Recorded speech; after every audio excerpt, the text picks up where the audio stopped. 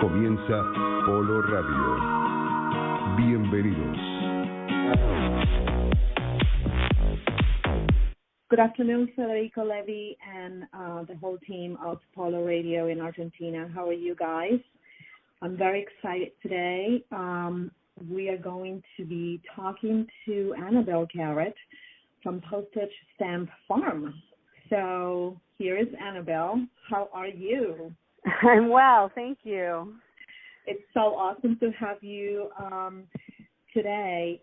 So Annabelle, we are very excited. We have been at Greenwich Polo Club and, the Silver Cup 2017, it's going on, and your team, Postage Stamp Farm, have been playing. So could you please tell us about, your team and how are things working out for you?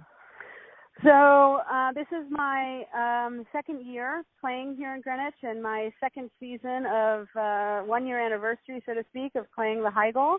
And we came up here with Brandon Phillips, Chris Campson, and Joao Ganon after coming off a great, successful winter season playing with Mariano Aguirre, which was, really a dream come true. We came here really with, great expectations for the team, and we had just come off a win with the Monty Waterbury Cup, and then I had a little bit of an accident. I fell down some stairs and I broke my back. So that kind of put a damper a little bit on the summer, and we were trying to figure out, what to do, and, we decided that, for Greenwich Polo that, pulling the team was not really the option, and really kind of what to do with it. Do we give it to another, perhaps up-and-coming sponsor who wanted to do something, or did we give it to, find a fantastic Argentine kid to come and take my place on 0 goals, or, what we wanted to do. And it was one of these things where, when you're on the sidelines, as many people know, when you have an injury, it's really difficult to watch your team from the sidelines. And I kind of felt that I wanted to do something where it wasn't going to be difficult to watch from the sidelines. And I wanted to do something where we could really give back to the community, give back to the sport of polo, and really, maybe make a difference, but also give people some thought when it comes to replacements and these kinds of things of, as I say, giving back to others that are less fortunate. Yes, you make a big. You made a big decision in regards of who was going to correct you, and not just game, right? Right. And so last November, our team, our Wellington team, Mariano, Chris, and Brandon, and I were all down in Argentina, and we were down there for a month to really kind of play together and get ready for Wellington. And while we were there, I met a woman by the name of Leslie Heiner, who is the founder and, manager and everything of this organization, a not-for-profit organization called Work to Ride, based in Philadelphia, Pennsylvania, as well as one of the board members who was down there playing. And I got the opportunity to meet her and learn about the organization, and I was overwhelmed by the success rate that she's had bringing kids who've never even been on a horse, that come through her doors, disadvantaged, low-income youth, who, as I say, wouldn't even consider riding, and they're taking these children and transforming them into polo players and equestrians, and they go on and, through this program, they are, getting into top-notch schools and playing polo, and while the aim is not to make them professional polo players, but use it really as I like to say, the Winston Churchill model of polo as a passport to the world, and the opportunities that have been presented to them because of that, not just in polo but in life. And so so when this happened, I told Brandon that I needed some time because Brandon is my manager as well as my pro. And I told him I needed 24 hours to really think about it because none of the options really sat with me quite well. And 24 hours later, I called him up and I said, I have an idea. And he's like, yes, but Annabelle, this is high goal. Like, this isn't just polo, like, you know. And I said, okay, let me call and see if, you know, Leslie could recommend anybody, if it's even possible. Right. And I did, and she recommended Shariah. And at the time when this was done, it's like when I called Leslie, I wanted somebody that really, you know, we could, you know, give an experience to, that, you know, and whether it was black, white, man, woman, you know, I wanted someone, though, just from their program. I didn't care what. The fact that Shariah is a woman, to me, was ideal, because replacing a woman, and, you know, as we all know, there are not enough women in high goal polo. Right. And then the fact that we made history with it, because she is the first African American to play high goal, was a bonus. And it was one of these things where I'm sitting on the sidelines, in win or lose, I don't care, because I know we're doing the right thing. Yes, I actually had the great opportunity to be invited at the first game that you guys at Postage Farm played at Greenwich Polo Club, and it was a private game. And that's when I saw Shariah, and I also had the opportunity to talk to her. And that's one of the things that I asked her. I said, you know, how do you feel, you know, looking at your name on the board? And the first thing she said is, well, you know, this is just like a dream to me, because playing with, you know, at the same with Mariano Garrett and you know, all these high players, polo players, this is just like, he says, I'm in shock. I'm still like in shock.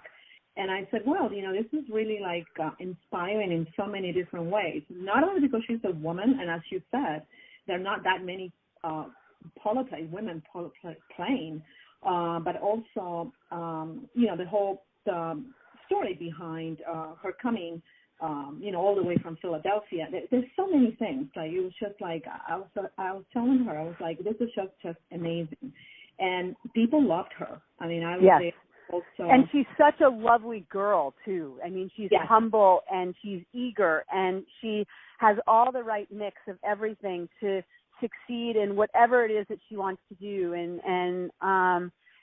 she's really, how do I say it? She's really letting this experience kind of, she's running with it. You know, she's absorbing it. She's taking all the criticism and all the, as well as all the praise, and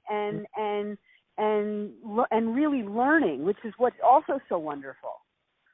Yes, well, I think it's just, you know, it was the right. I also, you know, I asked her how did she, you know, got to know, how she got to Argentina, because somewhere somewhere that she was in Argentina, and then that's when she mentioned about War to Ride, and how she was down there playing some polo, and that's how she met Mariano, and that's how she got to. So it's really because that's part of, you know, being the traveling and everything. It's just absolutely, you know, people, you know, like you said, I mean, and like everybody thinks that polo is like, you know, Pretty Woman, you know, like everybody goes right, like minus the hookers.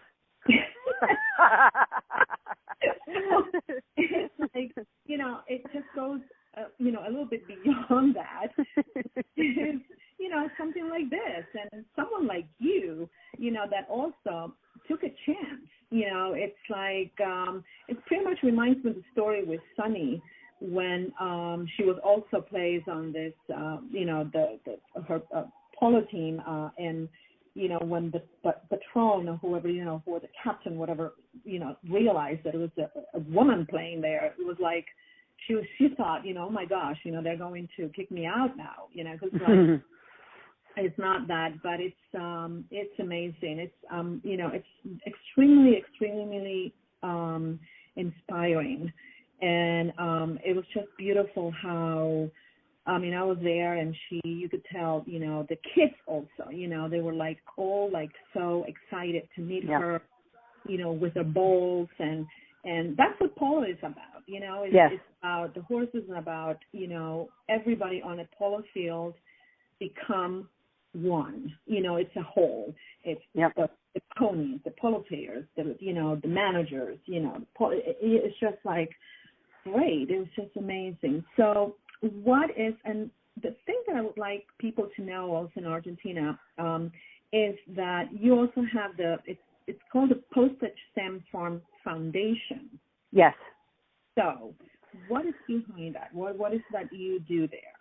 So the Postage Stamp Farm Foundation, I set up, and it basically allows me to give back to society in different ways. And the foundation focuses primarily on the arts, education, and as well as, animal welfare. And so this was one of these organizations where, through Work to Ride is kind of blends my love of wanting to, give back to children as well as, equines. So, and so when I learned about this organization, it was a natural fit for my foundation. And so to kind of support something that, that really kind of, you see the results and you see the founder, it's the lifeblood and the breath of the founder is really to kind of, watch these kids and be a second mother to these kids as well. And really, truly have a wonderful vested interest in, and the success ratio that it has, really kind of tugs at my heartstrings, long before, obviously this injury. And so I was thrilled to be, support it before this happened, and then thrilled to be able to kind of contribute to the notoriety of the organization. Well, you're not only a polo player, but you're a mother too. So I think I am a mother to two girls, and it's funny because I also work. I mean, I work in the finance industry, and people have when I was young or younger, I should say, and before when I just had my kids are now 11 and 13. I used to say that one of the reasons why I continue to work is because I was always told that women could be anything they want to be. And I found that the glass ceilings in particularly my industry of finance, but really in many industries, was so thick. And that really if women want to be anything they want to be, that more women really have to continue in the workforce and kind of excel, in their field. And so so I would really like to see my daughters truly be able to say that I can do anything I want to do and not have any glass ceilings. And the same goes in sports, right? And one of the wonderful things about this sport is that, men and women get to play against each other. And, people are saying, oh my gosh, you're a female polo player. And I've always said, I don't want to be looked at. Eventually, I don't want to be looked at as a female polo player. I just want to be a polo player. I want to be as good as I can be. And, granted, women are by definition less strong than a man. I mean, I don't think anybody would refute that, but that doesn't mean that I can't play to the best of my ability as a sponsor. And that's kind of my goal. Definitely. When I got into this sport 3 years ago. Of course. I mean, and this is also, I think, what it's very nice to see at Greenwich Polo Club this season is that all this is also good. So people will, the perception of polo, we go back again to, it's just men and it's about wealthy. You have to be wealthy to do it. So this is really, because you need to put it in front of people's faces for them to see it. Well, I think there's another way to look at it. And I think that the reality of this sport, as you would see in the National Hockey League, the National Basketball Association,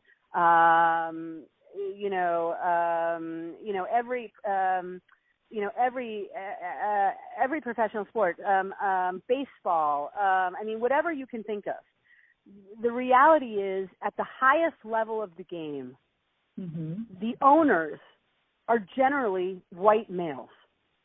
So this is one of the few sports where the owner gets to play alongside with the players.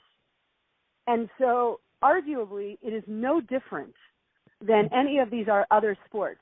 So to call it elitist is completely wrong, because all these other sports should then be elitist too by definition. right? And would I like to see, more women play? Absolutely. When I came into this sport, my goal was to have a string of polo ponies like Jillian Johnston, right? When I started seeing Maureen Brennan playing, my goal was to be as fearless as Maureen, and so there, and the fact is writing. You were a writer, and then you started with polo only a couple of years ago, right? Correct. I was a show jumper for my whole life. I started riding when I was 5. I started competing on the kind of the whole circuit when I was 14. I was doing the small Grand Prix, up until I switched over to polo, and then so I made the switch, and it was kind of I'd never done a team sport, and I kind of really loved that team aspect of the game. But also knowing there are not that many women players, and I started off playing with the Ganseys, and it was really funny. I have this wonderful picture that I repost quite a bunch, where my first chucker ever was a 12-goal game, and my first ever game in the first chucker in the first 3 minutes, I have this wonderful photograph of me going through the air, falling off. and I like to say, and I came back for more. Yeah, I remember seeing you at Grand Champions. Yeah. So I owe a lot to the Ganseys as well for bringing me up through the ranks and getting me to where I am. And, I have these, always these kind of role models in my head and, of where I want to be and what I want to achieve. But it's been an amazing ride. I mean, it's been an amazing ride, along the way. And I've had a really, really fun time. Well, we thank you, I think, on behalf of many, many women, children, polo fans, everybody, that, you, like Melissa, like so many women and so many people doing what they do to keep promoting the sport of polo and to open it up and, making it beautiful, the way it is. And we thank you at PoloRadio. We are, as you know, we're located it's based in Argentina. Yep. And we thank you to, have you. And is there anything else that you would like to, how people can find you? You are on Instagram. I'm on Instagram as Annabelle Gundy, and I'm on the Postage Stamp Farm is the official Postage Stamp Farm. And, we love it when people come out to support us. We have a great team. I'll be back for the East Coast Open. Miguel Novillo Estrada is going to be playing with us along with Brandon and Chris. So, we love when people come out and cheer, and we'll be down watching, obviously, the best polo in the world for the Argentine Open. Wouldn't miss it. It's funny. Little side story, my first attraction to polo, my cousin's actually Uruguayan. And we used to go watch when Adolfo Cambiaso was 14 years old. We used to go watch him play in Punta del Este. And even then, everybody said he was going to be the best polo player in the world. So that was my first kind of foray into polo, and I never thought that I would be here now. But it's wonderful. Well, we want to watch you then. Want to see you playing with Adolfito then. Right? Maybe I'll be fortunate one day. Yeah, you and Alyssa, you should get a team and come Adolfito, join us. There we go. Anyway, Annabelle, well, we thank you. Thank you so much. Thank you very much for the opportunity to talk about what we think is a groundbreaking thing for polo, and hopefully things we'll see more of from other patrons. Well, thank you, Annabelle, for your time. And